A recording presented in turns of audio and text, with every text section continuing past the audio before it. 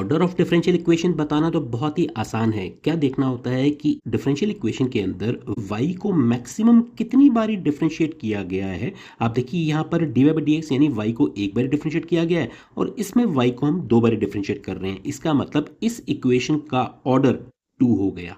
बात समझ में आ रही है।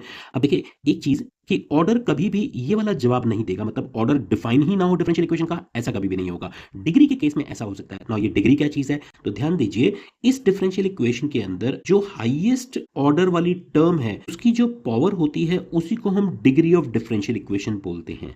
बट ये तो बड़ा ही आसान क्वेश्चन है, हमेशा ऐसा नहीं होगा कि डिग्री आप इजीली बता पाएं।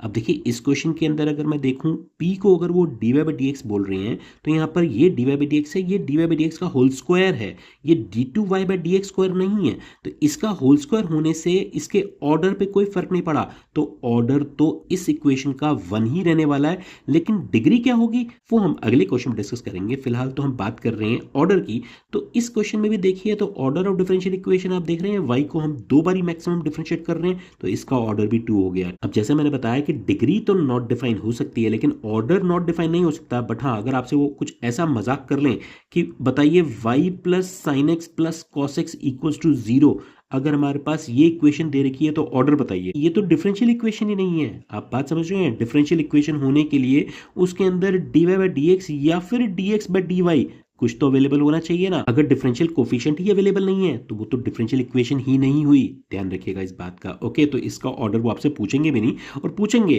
तो ये पूछ सकते हैं कि क्या ये डिफरेंशियल इक्वेशन है, आप बोलेंगे जी नहीं ये डिफरेंशियल इक्वेशन नहीं है। तो अगले क्वेश्चन में डिग्री ऑफ डिफरेंशियल इक्वेशन को तो डेफिनेटली डिफाइन करेंगे।